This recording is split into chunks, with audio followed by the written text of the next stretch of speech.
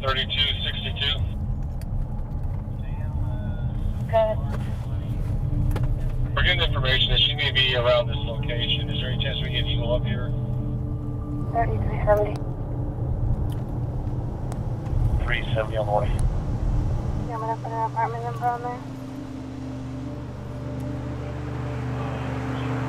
Okay, who's it? Who are these people? This is her husband. Hey, how you doing? Hey, Officer Stevens, Ernie. Lewis. Hey, Lewis. My partner, Gabe. Hello, sir. How long has she been acting this way? It's been since Saturday. She just believes that I'm having an affair and that I have a woman that I've gotten pregnant in our ceiling, hiding.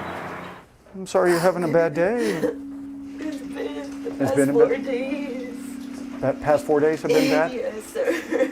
Okay, well, we're here because we don't want you to have any more bad days, right? And we want to get you some help. In the police academy, we had no training on what it was like to deal with somebody that was mentally ill or in a crisis. I was probably the last officer that you wanted to help a loved one that was in a mental health crisis. She's watching us sleep. And I told him I could be in the living room. I can hear this whole conversation. So you actually hear this girl hear both talking? of them. Okay. But now in the mental health unit, every single call we're responding to is a mental health crisis. I'm not sure, do you hear her right now as we're talking? He's talking to her. He's talking to her? Because he's actually out by the... If you want to go to my room, go here. You want me to go to your room? I just want to say it loud because he's going to shut up. Are you hearing? You hearing it right now? Okay, I don't hear He's anything. telling her, I need her here. Okay, I don't hear anything. Really I'm sorry. sorry, I don't. I'm just being honest with you. I'm not going to lie to you. I'm not saying that I don't believe that you don't hear him. I believe that this is very real for you. I just don't hear anything right now. I don't want to promise go you. anywhere. I know you didn't don't. do nothing wrong. You're right. You didn't do anything wrong. I'm getting kicked out of my own house because somebody don't come out. You're extremely agitated right now and stressed out. I'm just broken. I'm shattered. My whole heart is shattered. Okay, you're using words like shattered and broken. Okay, if you were my sister, okay, there's no way I would leave you in this condition. There's no way. Dallas wanted to make words emergency. Yes, my son needs to be taken to Parker. He's bipolar schizophrenia. Make sure they train police officers. Okay. Bipolar schizo. What's going on? You drop that for me? Drop that for me, guy. Jay! Drop it! Jay! Drop it! Jay! Why he shot him? More conservative estimates say that those suffering from a mental illness account for almost 1/4 of all fatalities involving law enforcement. Get on the ground now! This slide identifies every single officer-involved shooting. All of those that are identified in red showed some sign of mental illness. Is there a crisis in the United States when it comes to mental health issues? Absolutely. People with mental illness are overrepresented in every aspect of the criminal justice system. So I work on a specialized unit that only deals with people in a mental health crisis. Almost everything about how I respond to calls goes against what most would believe. I'm in plain clothes. I drive an unmarked car. My weapon is concealed. And for the last 9 years, the only weapon that I've used is my ability to communicate. Are you some kind of like therapist or something? No, I'm a police officer, just like him. I don't want to say we do unconventional policing. We just approach certain situations differently. I'm not trash. No, of course not. No. I come from a very nice family. I know you do. You know that you're going to deal with someone in crisis that night. You know that someone's going to need your help. San Antonio Police, are you okay? Police have a misconception of mental health. I want the old Chris. Those voices just have total control of him. He don't trust anybody. Mental illness is not unique to the United States of America. What is unique is this dynamic of unarmed citizens being killed by the people who are supposed to protect and serve us. Like, is that the first thing that they think of, is to pull their weapon and shoot somebody? No one with mental illness deserves to die, because they're already dying inside, suffering. We have to change the way culturally that we look at how we succeed in police work. I have an opportunity every single time I'm called to change somebody's perspective.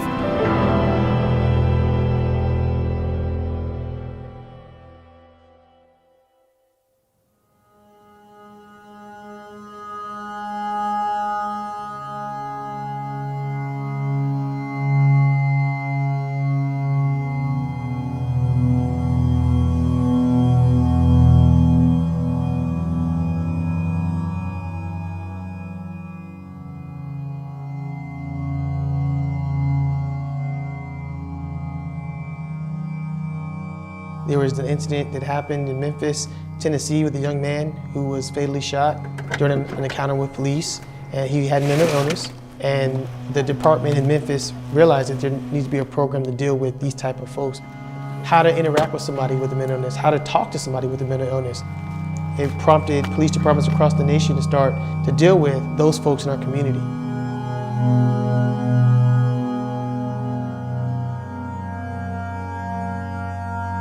There are a lot of folks that are locked up in prison that have an underlying mental health issue. Our goal is to try to keep these folks out of jail. What's going on with Christopher today? What triggered him? Himself, I guess.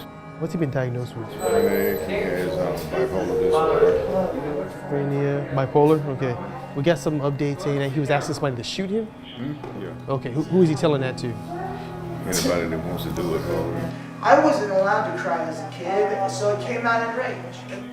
Well, here's the thing, Christopher. We got a lot of people out here because they're concerned about some things you said, and that's why we're out here. The truth is, when I got people looking at me and asking me how okay, that doesn't help the situation either. Right. That only makes me want it. Do you hit walls when you get upset? Yeah, you hit objects? There's a damage right there.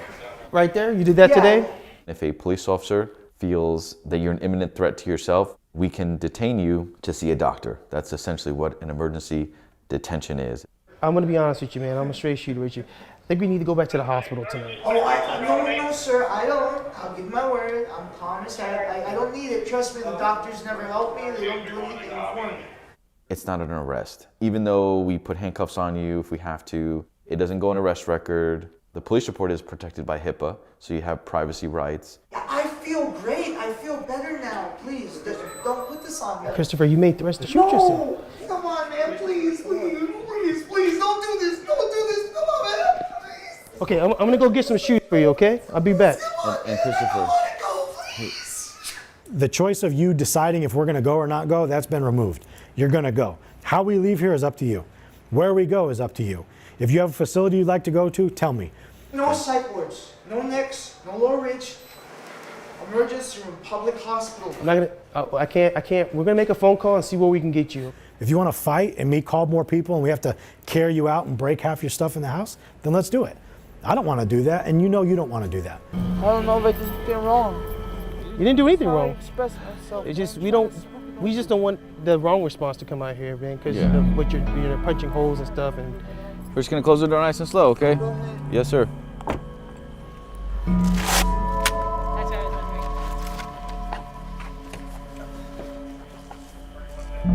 I think that ended up doing really well. Yeah, that did work. Yeah, he went from 100 to 0, not 0 to 100. Okay, sir. Let's go ahead and walk through this single door over here, and then we'll get you right to the ER, okay? Perfect. See? Told you. We'll get you to an ER. I get frustrated with the system and the fact that there's just not enough resources for our mental health. And it's frustrating because it's become a police matter. And because it has become a police matter, we're expected to fix the situation. The reality is, we can't fix every situation. From 1955 to 1977, the number of people in state hospitals suffering from mental illness dropped from 75% to 7%. What happened to all those people? Where did they go? I mean, they just didn't disappear. When they were released from the hospitals, they were released to the community. Problem was there was no groundwork for it. There was no local mental health authority. We moved them from the state hospitals to the penal system, which now became the largest provider of mental health services in the country. Basically what happened with deinstitutionalization was the people that were in the hospitals were released into the society and told to fend for yourself.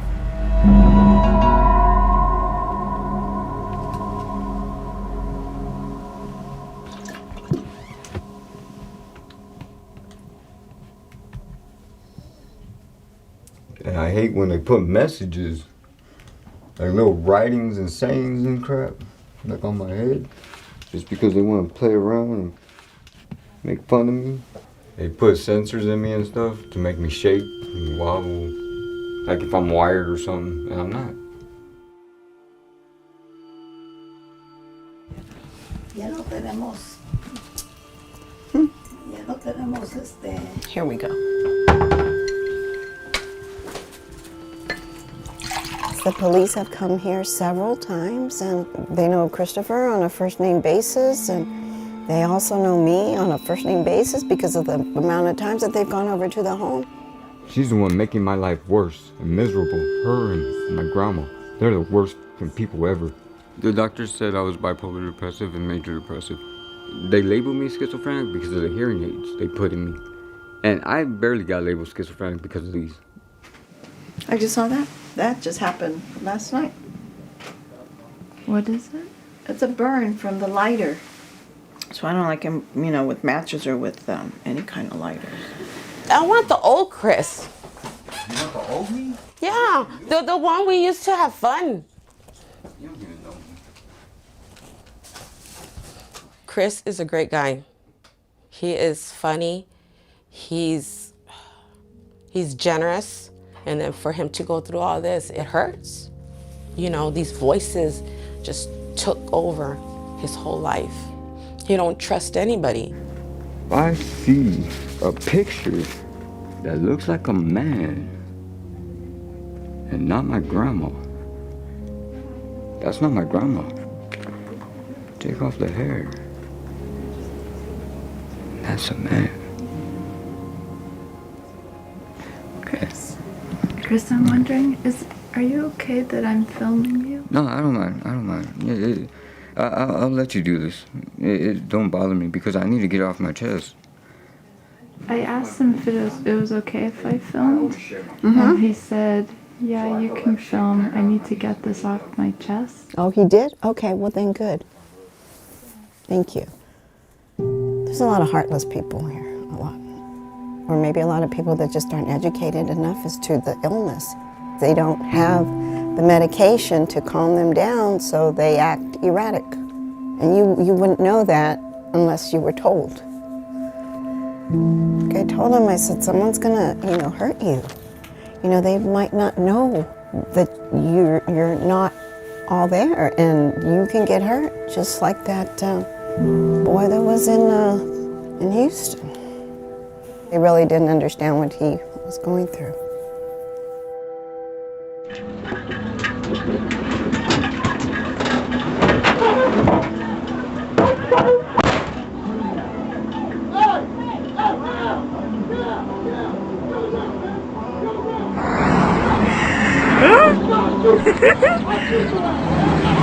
You about to get tased.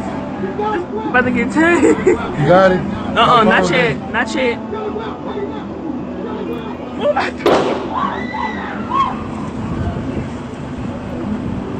You shot that man?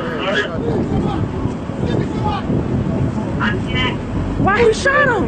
Why he shot him? Why he shot him? Why he shot that man? Cell phone video that surfaced shows Thomas walking towards the deputy with his pants around his ankles. The deputy had ordered Thomas to stop, and when he continued forward, the deputy shot and killed Thomas. It was found that Thomas did not have a weapon. Deputy Brewer was carrying a taser at the time of the shooting, but didn't use it.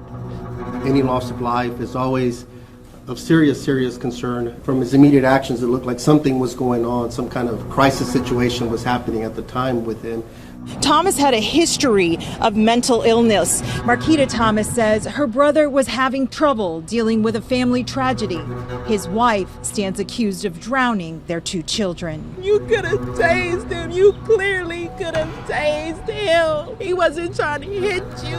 He wasn't trying to shoot you. He wasn't trying to do anything.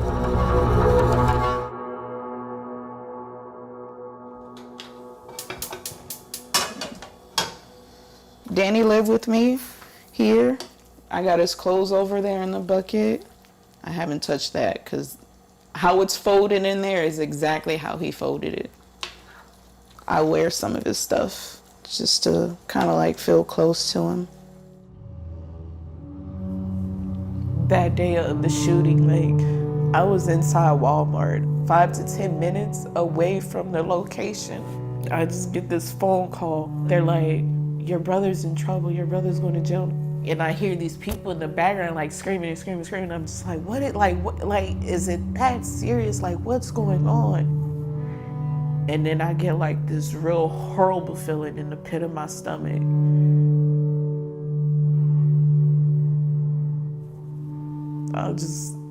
I just felt like my whole spirit lost my body that day. I just felt so empty and numb, like my whole life changed. We grew up together, we were very close. We kept each other on track for like so long. And I think he kind of like put his feelings aside and his emotions aside to make sure that I was okay. He always wanted to be tough and put on that exterior like, I'm okay, but he went through a traumatic experience, losing his kids. Deep down inside, like he was broken. He the first one out the street. Hi, Sean. Hi, Mom. How was school? Good. I want to tell you about this jacket. It's too hot. Please. Hi, Mila. It's my jacket. Hey. How was school? Since everything happened with his Uncle Danny, he's just, his schoolwork has taken a little bit. I think he's trying to still process it. This is unfair. When you were sitting like that.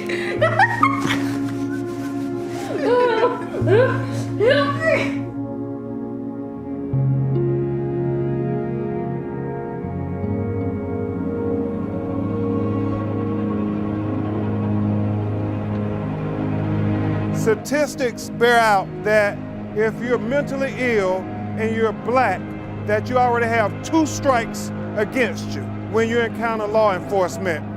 Just because you are having a mental ill crisis does not mean you should encounter the death penalty executed by a police officer on a street corner.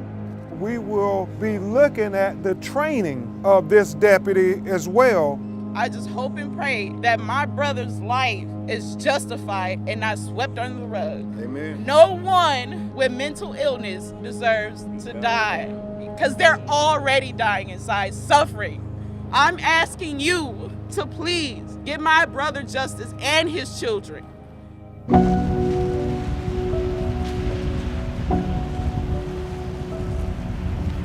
I would venture to say that at some point, somebody that has a mental health illness has been mistreated by law enforcement. Is that a fair statement? Yeah. Absolutely it is. Our job is to try to change that on our side, okay? Our job is to try to break the stigma, try to teach better skills, try to teach better outcomes. My goal here is that no one in this room ends up as the next viral YouTube sensation. When you go out and you handle a consumer that's in crisis, and you talk to them and you de-escalate them and you put them in your car, is that going to end up on YouTube? No. Nobody wants to see that. They want to see those first responders that get out there and yell and scream and go hands-on and fight with them. That's what ends up on YouTube.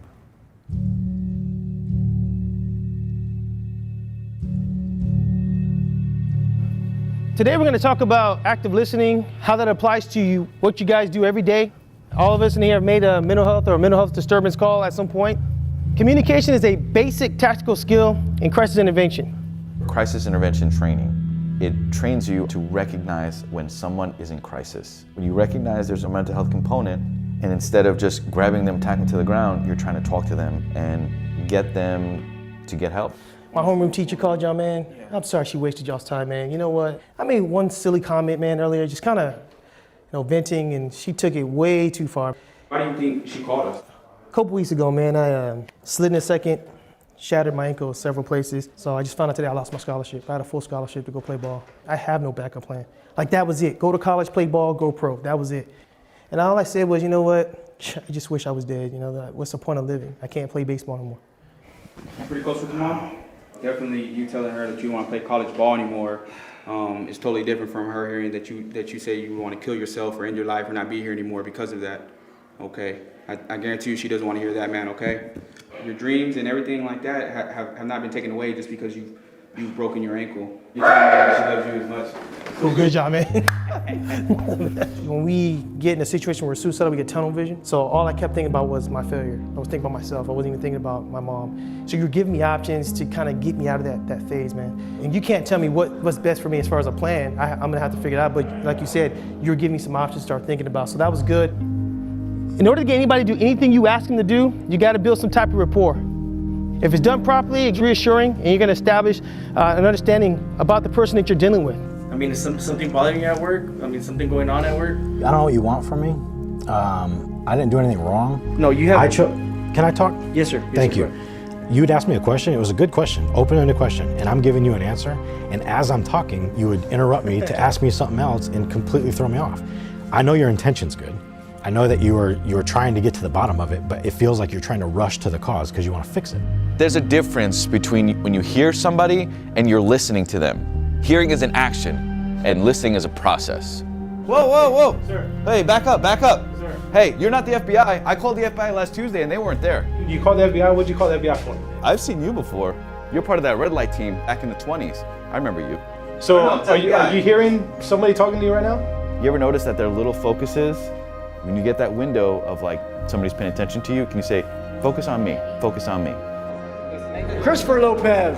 CIT is great. It's 40 hours. I think 40 hours of mental health training in a police academy that's 7.5 months long isn't long enough. I think we should do 6 to 8 weeks of training. I think we should spend a vast majority of our time perfecting communication. And then you can spend a little bit of time training them on how to shoot your gun, because most officers go their entire career never doing that. Hey, that was a real call that I went on, man. They get interesting. I'm done, Mike.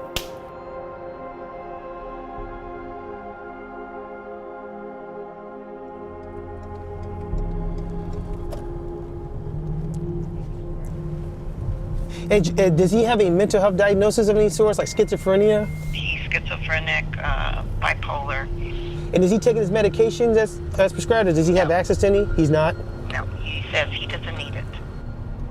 He doesn't need it. I'm the one that needs meds. I'm the one that needs to go to the doctor. Is he making any type of suicidal statements or statements to harm other people as well? He's gonna take care. He's gonna kill like all these other people, but I don't even know who they are. I don't even know if those people exist. Is he hearing voices or seeing things that aren't there, experiencing those type of hallucinations? Yes. He is? Absolutely. Okay. Again, my name's Trey. So what you're telling me, Chris, is these people are beating you up, right? They're putting charges on you, that they're stealing your SIM cards. How long has this been going on? Over 9 years. 9 years. That's a lot of stress, man. You look a little tired, Chris. She's stressing me out. Like, she yells at my dog.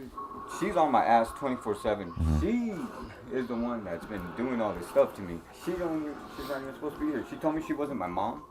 Okay. That she was a cop. So, Chris, what we'd like to do tonight, Chris, is take you. No, I'm not going nowhere. Right. I'm gonna be here. I'm gonna rest. I'm gonna find a place in the back room, sleep, get away from her. I do respect that, you don't want to go anywhere, but unfortunately, Chris, I'm not gonna go nowhere. I'm sorry. I know this is fake. That's why. I know everything's fake. I'm staying. Understand that? I know this is fake. So if you're on my property and you're trespassing, you do have a choice in how you go, okay? We don't want to put you in handcuffs. We don't want to. I'm not going. I don't want you to get hurt. I don't want to get hurt, okay? If you touch me, that's assault. Okay. Everybody, we have to go. see this? Come on, Chris. Wait. Christopher, just relax, man. Just relax. Get together. Relax, man. Relax. Stop. Relax. Just relax, man. Just relax. Just relax. Okay, just relax. What's wrong with you people? What? Stop! Oh my! Okay. Relax, Chris. What's relax. wrong with you? I don't want to hurt you, man. Okay? I don't want to hurt you. Don't touch me! Police brutality! We don't want to hurt you, okay? All right. Good. All right, Chris.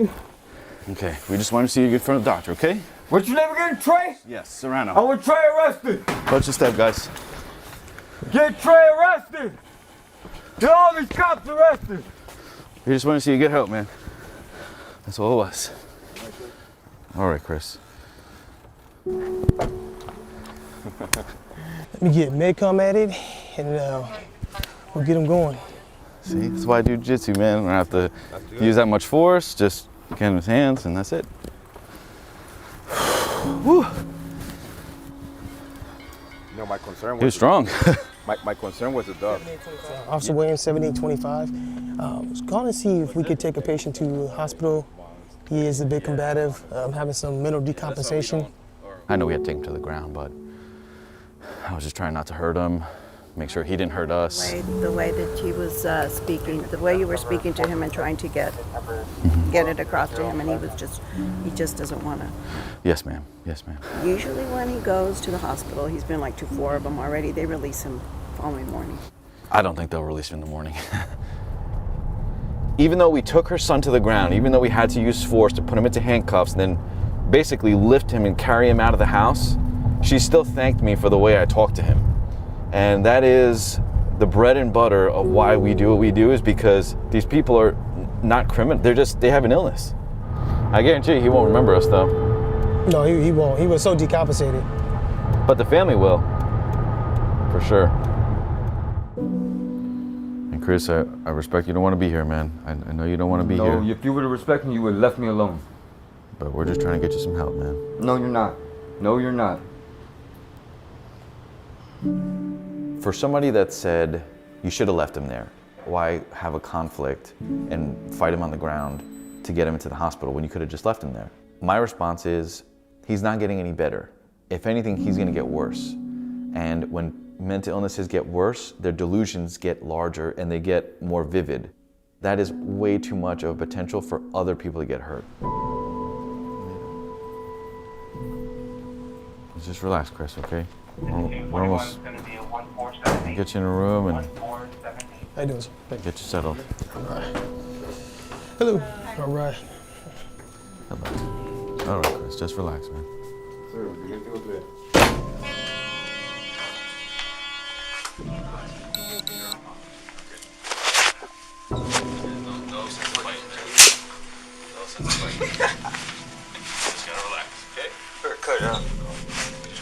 Relax, man. Relax. Why you tensing up? Why you tensing up?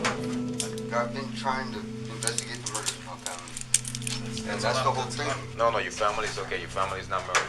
See, I told you, I've been investigating that. And that's what we're trying to get to. No, that's not the thing.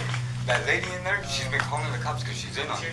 No, family's not murdered. If they take off your handcuffs, are you going to cooperate? Yeah. I just... You sure? Okay, I'm telling you, your family's okay. Your family's not murdered, right? I don't have to lie to you.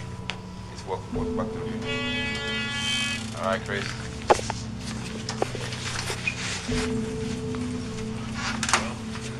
That's how real it is for them. It is so real for them. It's amazing.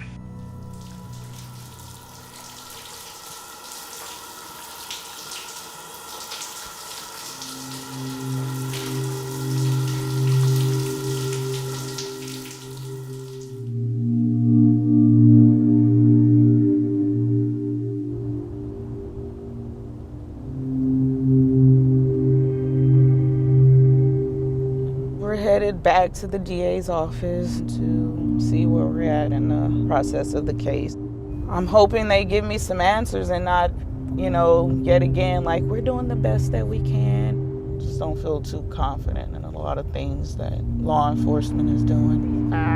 Officers are protected to the fullest extent by law enforcement. I feel like this guy is still being protected even though he's not employed with law enforcement anymore. Hopefully it's not going to be very long at all. They didn't give me any kind of idea about what to expect. I think they're more just trying to get more information from you guys about Danny, his life, so that way they can tell the grand jurors kind of who this guy was, aside from them just seeing one clip of him out in the street having a mental breakdown. I know it's hard for you. I know it's hard for you, Sean, but he thought Uncle Danny was going to harm him. Oh, we know Uncle Danny didn't mean no harm. We know.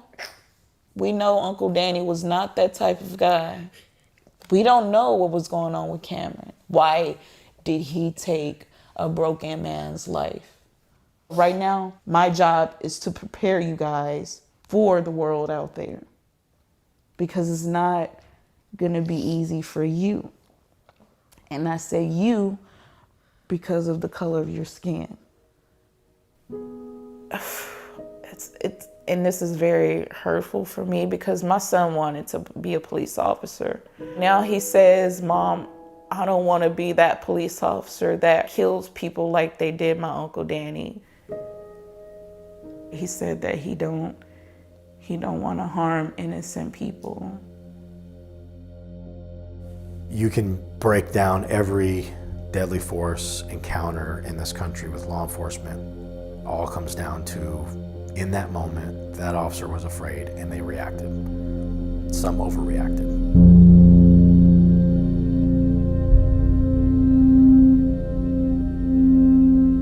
Am I gonna sit up here and tell you that when you deal with somebody that's in crisis that we're not gonna use force on them, that we can talk everybody down? Absolutely not. Let's be honest. There are some people that we need to go hands-on with. There are some people that need to be tased, and the reality is that, unfortunately, some people need to be shot. All right, let's go see how you do. A lot of people don't know how police departments are trained. We are trained to shoot to stop the threat. Hey, put the gun down, put the gun down, put the gun down. Put it down, put it down. Don't do it, don't do it, don't do it, don't do it, put it down, put it down. We're not trained to shoot somebody in the leg. We're not trained to shoot the knife out of your hand. I'm sorry, this is not an episode of TJ Hooker. This is real life. Watch me, everything I do. Hey, put the knife down. I'm sick and tired of you guys. You want to talk to you? Put the knife down. Relax. Just put the knife down. Okay, okay. Put it down. I'll do whatever you want. I don't like it. I'll do it. Thank you. You know, if you're not protecting yourself or somebody else, you could be killed that day. But that could go the other way too. Here we go. Do it the other way now. Everything I do. You're not in trouble. Put the knife down. I'm sick and tired of you guys. Put the knife down. What are you gonna do? I don't want any more of your crap. Yeah, that's what I'm talking about. It seems like a contradiction in a way. Not a contradiction, but like what you have to do on a daily basis. You, on your hip, have the power to end someone's life, but yet what you're trying to do is save someone's life. And those are, you know, like how do you, So I think when me walking into a situation, I have the power to, I guess, essentially end someone's life. But I don't see this as something to end somebody's life. I see this as a tool to stop a threat. And I think just from training and constant courses, I see a firearm as a tool to stop a threat. So I think once it becomes that language, it's not so much that I look at a person, I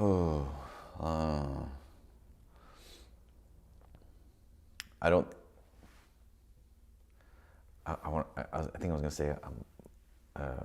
look at a person as a person. I do see them as a person, but I more so just, I think I just put on my cop hat and see people as,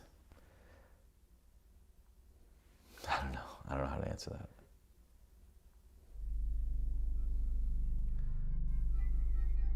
The reality is if we wake up, we can't undo what's been done. Law enforcement is very much involved in the front lines of people at their worst in a crisis.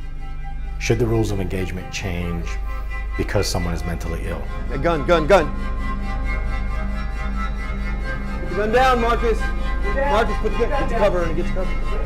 Back off! You all right? We will. Just put the gun down. Put the gun down. We'll talk to you. If I had a family member that was going through a mental breakdown, I would not call the police. I would not. I can talk to you better if you put the gun down. All right? Let's just talk about this for a second. You're all right. You're okay. Knowing what I know now, why would you? When you know what they're capable of doing. It's okay, Marcus. I want to help you, Marcus. Just put the gun down. Let's help you.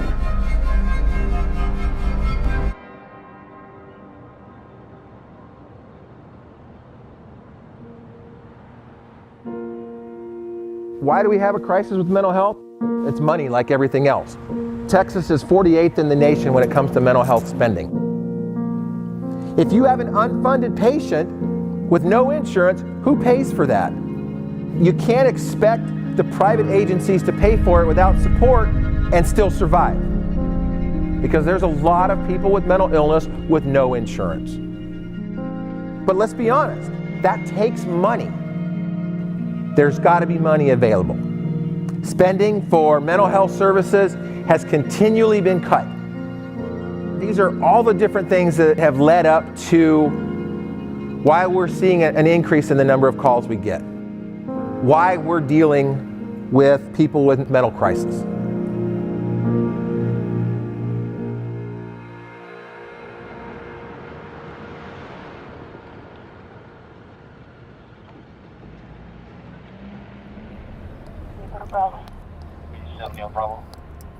Hey brother, this is the Sarek Bolo that went out for the guy that threatened to shoot police officers. I've got a couple of officers coming with me, plain clothes.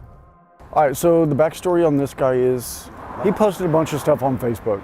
This post right here, I was just thinking, you know, if I was willing to kill a cop today, you know, what's gonna happen? He posted a picture of himself holding a gun with his birthday and then his RIP, rest in peace date of it being 2018. Okay. We'll approach him. I'll tell him to keep just his hands up. And once he's clear, then we're gonna just build rapport with him. If he has a weapon inside the apartment, we're gonna go ahead and do a seizure on that weapon. His mom informed us that he has bipolar disorder and that really he just needs help. I just hope he's remained calm. There he is. Yeah. Okay. So he's got his hands in front of him. We're good. Hey, Larry, I'm the one you talked to on the phone, me and my partner Gabe, okay? Hey, Larry, I'm Gabe. Okay, no weapons on you right now? No, sir. You mind if we check? Yeah. Okay, just a phone. Your mental health. Where have you received treatment in the past? Nowhere? Because your mom said that was part of the struggle, is that you're having difficulty in seeing a doctor. Because money is an issue and all that. I hate this so much. I really do. Okay. I need pain. I cut myself up. I tore myself. Well, what we saw was the threats were really a cry for help. I mean, that's what that was. That was you asking for help. How long have you been feeling like this? Probably since the age of 13. Okay. Childhood trauma? Yeah, your mom told us a little bit. Okay. That's a lot to deal with, man. Unresolved trauma, it's a beast, man. We actually have clinicians and therapists that work directly with our unit, so it's very easy for us to get you to see a doctor, okay? Okay, this is no different from you going to the doctor and saying, hey, I got a sore throat. All we're saying is, hey, I'm having some sore thoughts right now, and I need help with that, okay? It's the same thing. I'm glad that we got to intervene before, you know, this became serious. You know what? I need help, and I really do. Because we want to help you, man. I mean, I don't want you feeling like this. We're gonna call Medcom, find out where we're gonna take him, and then we'll go from there. You look at Parkland over in Florida, FBI had information. Facebook posts. You know, Facebook posts that this kid had made, these threats. Thank goodness that there's a program like this in place where somebody captured what he said and didn't just say, oh my goodness, threat, look out, send a SWAT team in to get this guy. It's, hey, there's some mental health issues, let's send mental health and offer services to him. Because he's gonna get a lot better services going to mental health than going to jail.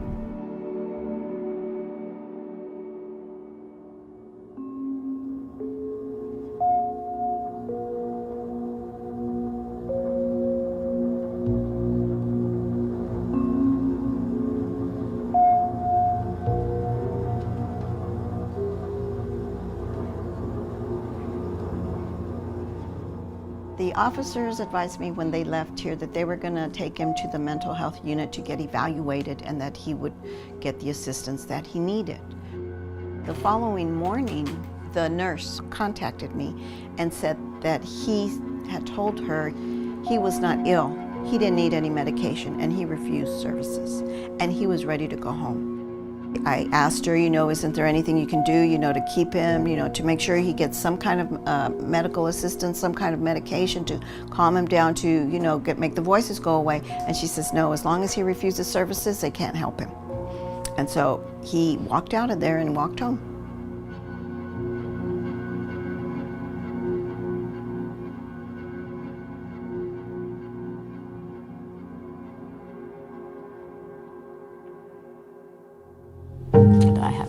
This is a picture I love of Chris. Wait, where is it?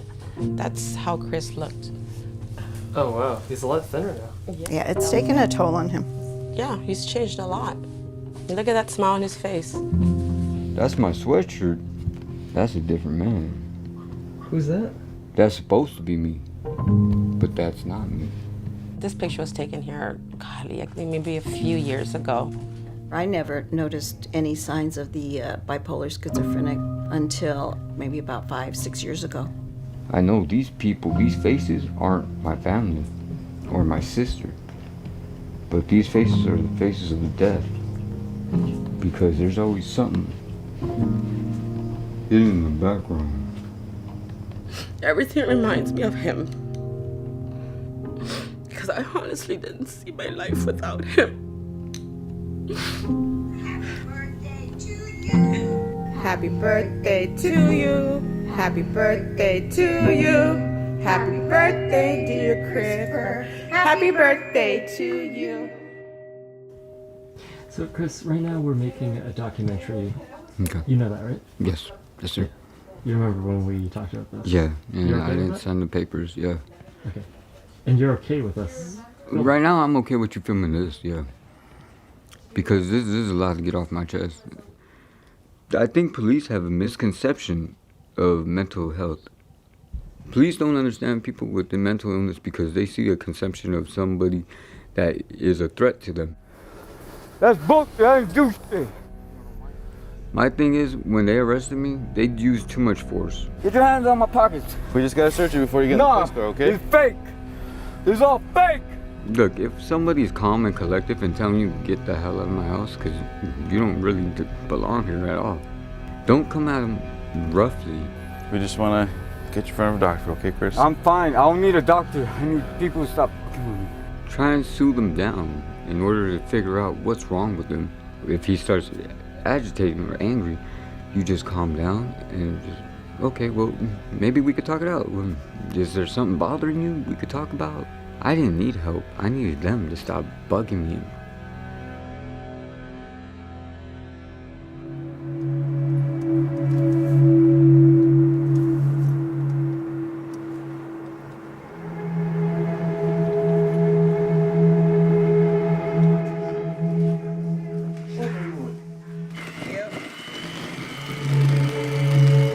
Father, thank us for this food we're about to receive today. Thank you, Lord. Jesus, thank us for everything we have come together for us today. And Jesus, in name pray, amen. Amen. It's a shame that it has to be that way. But where I go to work, it's like a lot of wooded area. And I was just thinking to myself, what would I do if I got pulled over by a police officer in this area? No, would I just keep driving? Would you pull over and stop there, no husses or nothing? Yeah, my husband's a police officer. He said he tells his own boys that. See one of them behind you, go to a lit area that's, you see people and stuff like that, go ahead and take out your camera, go ahead and put it on record. And he's a police officer, and that's what he tells our boys. You shouldn't have to feel like that by the people that should be there to protect you. Exactly. How do I forgive this officer for taking my brother? Because I know my brother was going through something, and I know it wasn't his fault. And when people say, like, you're going to be all right, you're going to be all right, like, I'm never going to be all right for a long time because I don't feel a connection with nobody like I did with Danny. I want somebody to reach out to me like, hey, are you okay? Like, do you need me? Like, do you need to talk to me? Like, whatever. I don't get that, man. I just feel so alone, man. Like, it's so hard. You're a leader. You have been given a lot. And when I say that, I mean knowledge and wisdom. So there will always be much more expected of you, more than you even want to give. Now, that's not to say you won't get tired, but Marquita, get your second win. dust yourself off, baby, and get up and go again. It has not been in vain, Marquita. I promise you, it has not been in vain. Like in a black community, some of us feel like we don't need help to cope with what we know we need help with, because we don't want people to presume like we're crazy or like we're less than human. That's gonna take a toll on you mentally. Turn it sideways. You're fired. Ooh, I see them gold teeth in that one. If I show you a sign of weakness, then you would think I'm weak. It's like a revolving door, and we don't want that door no more. We don't want that cycle. We don't.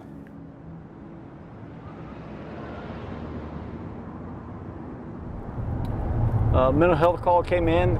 The Navy Department is calling in on a welfare check on a 29-year-old who is messaging other sailors that he's thinking of hurting himself and ending it all, thinks that there may be weapons in the house.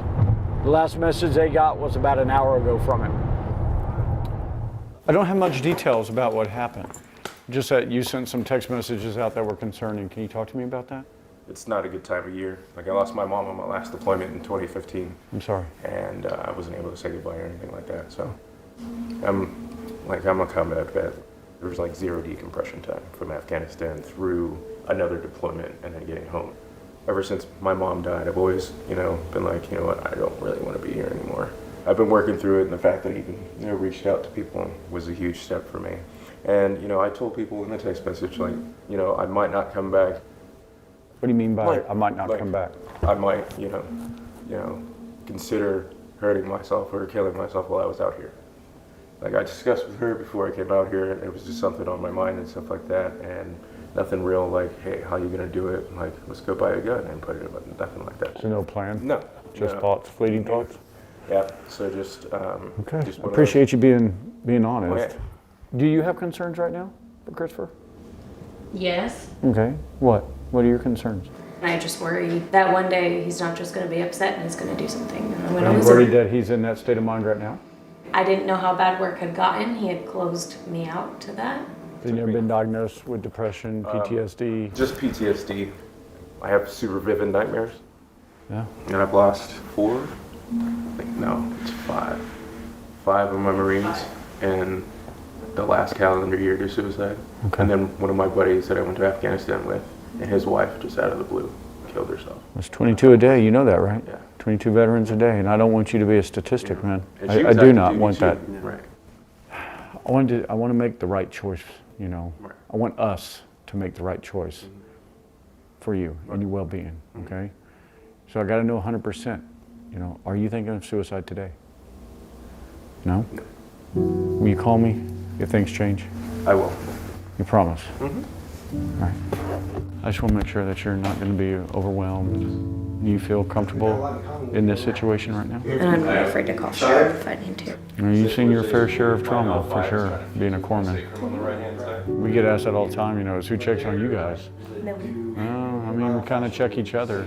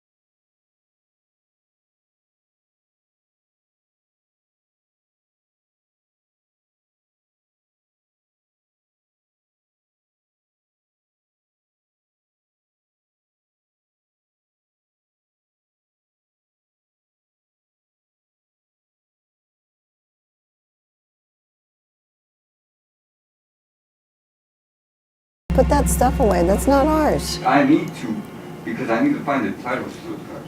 They're not ours. Yes, they are. They're in our names. Not in my name. Well, yeah, not in yours, of course. You're not marked around. I know that for a fact. All right, Chris, that's enough. It's enough. You really need to stop. No. I want to know the answers. I'm tired of both of it. That's I enough, tell the truth all the Christopher. time. No, you don't. That's enough. Really?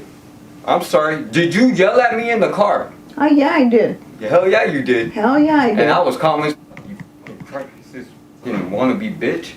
Excuse you? Yes. You know what? You need to stop right now. You know what? I'm gonna walk outside and watch you get arrested later. Go walk outside so we can call the police on you, okay? Go on. You know what? You need to stay the fuck away from me. Well, then leave, Christopher. No, you leave my house. That's Excuse enough. me, sir. Let's walk outside real quick so this bitch can get arrested real quick for tampering with my shit, with my investigation, which I don't seem to understand because she's stealing all my fucking money. I couldn't see you while they were giving me glass and my food and shit. Or which one of you poisoned my dogs? Tell me that. What's your biggest fear? That he hurts someone.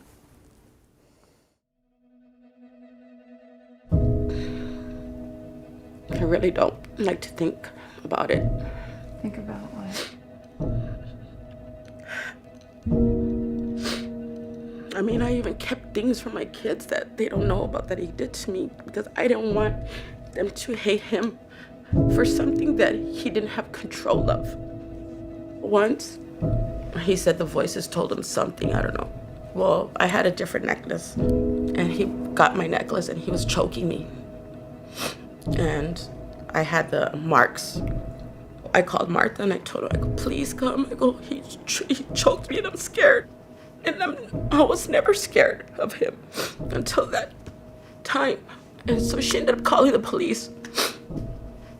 But I didn't let the cops see my neck. I had to put on my hoodie. I covered myself.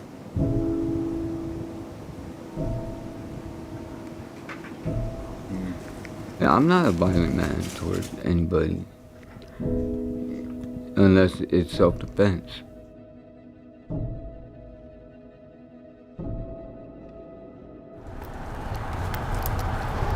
So we've spent 2 nights now going back with Chris. How's he doing? Not good. And I'm pretty sure the night after you guys were there, he was like released the next morning. Holy moly. I can't believe they released him that quickly. Did you tell me this person saved after 1 day to go back to his mom after he's already believing his mom is not his mom? And her mom is dead? And his mom is dead and this person's a threat to him that he may harm? That's crazy.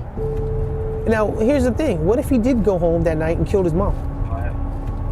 Who's responsible for that? The hospital. That's where they fail people.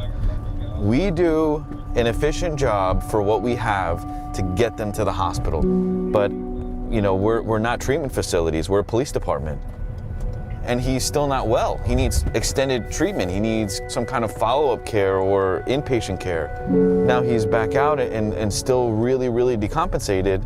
Now you're gonna put more officers, you know, in danger because this person doesn't know what their actions can potentially do. So the call we're going to, a lady's calling saying she's having thoughts to kill her mother's dog. This has been going on for 6 months. She's diagnosed with PTSD and bipolar, and she is taking medication daily, and she'll be waiting at the door for officers when they get there, no weapons. You did the right thing by calling us tonight. You know, that's the first step, you know. Yeah, you get little hiccups, even though you think you're cured, you never are. I've been ran around so much through the system, sadly. Put through the system, what do you mean by that? My mother has helped me to try to stay in, but they just let you go. I've been ignored, like I said, so many times. They didn't care. You feel like, so you've been ignored more than you'd like to? Oh yeah, I've been even threatened. Either you take your medications or you're gonna get shot up with the needle. A doctor even told me and looked in my face, told me, just take what you're supposed to and then you'll get out. At one point I had about $2,000 worth of medications and I only made like $600 a month. Oh, so. The mental hospitals, why aren't they doing their job? They have one job, and that's to stabilize patients. We have like 8 jobs. CIT is fantastic, but it's one cog of the wheel, right? If I have a person who's in crisis out there on the street and I go out there and I de-escalate them and I don't use force and then I take them to whatever facility throughout the city, The sad reality is 100% of how that person's treated is dependent on who that person is and what insurance they have. If they're indigent and they don't have any insurance and they have no capacity to pay that bill at all, they're gonna be stabilized very, very quickly, and they're gonna get released. And then they're usually gonna go back to the same situation. Now you're gonna have that same officer dealing with them again 2 days later. We don't have enough resources in Bexar County for the amount of problem that's out there, not even close.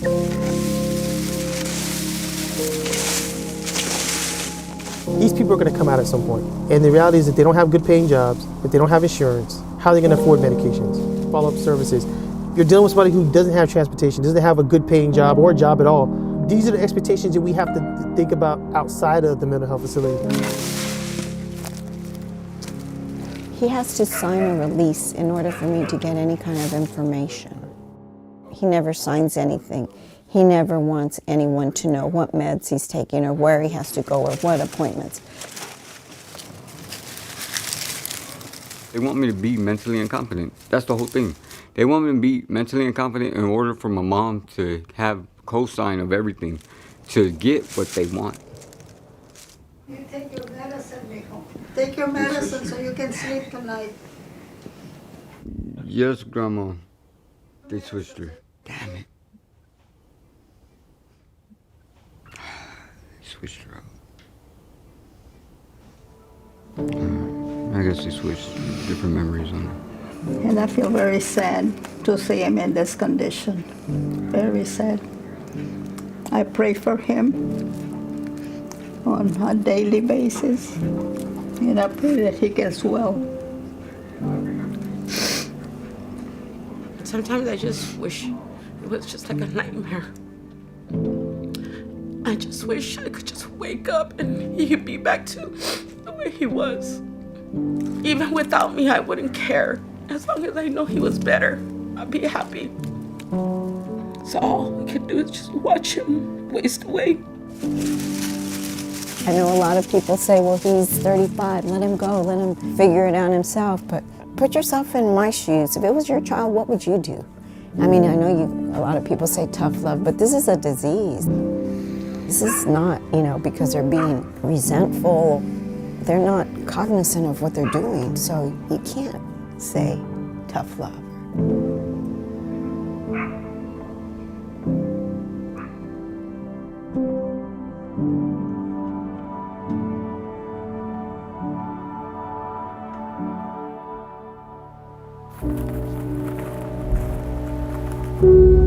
Today, the 176th Grand Jury of Harris County indicted former Deputy Cameron Brewer for the fatal shooting of Danny Thomas, an unarmed civilian.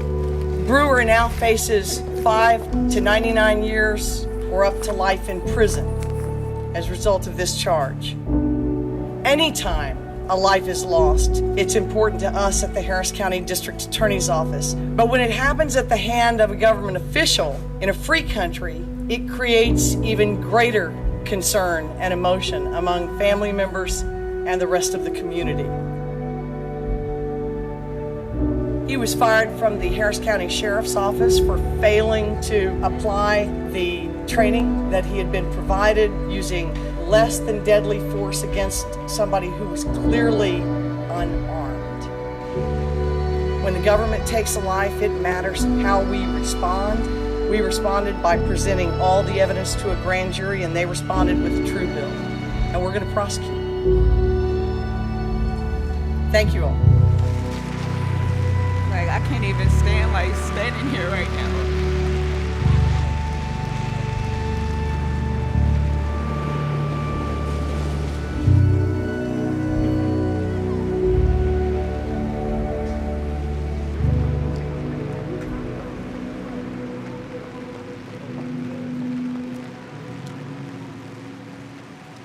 We just pray to God, the cop that shot Uncle Danny, that he's brought to justice, right? Will he go to hell too? Will Cameron go to hell? What you think? Maybe he killed Uncle Danny on accident. Maybe he didn't know. He just thought he was gonna hurt him. Maybe he deserves a second chance to change his life and do better.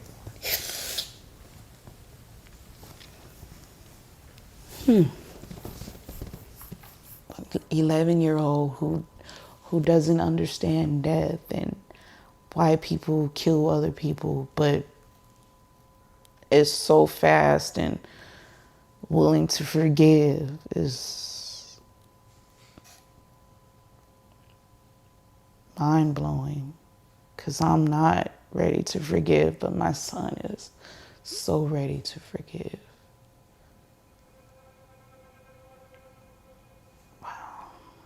You gotta go that way. Oh, you got skills now. Go long, Sean. Maybe this is my calling. Maybe this is God's bittersweet way of telling me, like, hey, this is what I think you should be doing. Go! Being a voice for somebody else that feels like their voice isn't strong enough. I think the public misunderstands mental illness as disease you can contact and touch and it'll just go at you. No, you have to get to know them. You don't feel the emotions that they went through, then you shouldn't be judging another person. You don't lower each other. I love you. I love you. This is my grandma. This is my grandma. This is my real grandma. We got to get away from that stigma. Having a mental illness does not mean that we can't function in society. It does not mean that we're crazy. People with mental illness are more likely to be victims of crime than to actually be the ones to commit it. Is the system perfect? By all means, no, it's not. Hey, buddy. What's that, a toy? The only thing I can do every day is go out there and do the best job that I can and remember I serve a public, I serve people. Net, sat, Sam, sat. All right, good job, you're getting it. Never get to a point where you become cynical because it's easy to do that. Hi, Mama. I love you too, big guy. We all love you. We were never meant to do this, but we are. And we have been for years, and we're going to be probably forever. Stop complaining about it, wake up, and let's just give us the tools and resources that we need. Say stop, police! Police! Stop resisting. The bar that we have in police work is just stay alive. That's the most important thing. Go home at the end of the day. Like, yeah, but that's also a pretty low bar. We need to raise the bar of what our expectations are. Love you guys. I feel good, like, actually, like, stating my piece, kind of, you know? You kind of, like, get that sense of, like, relief. It's been a good day.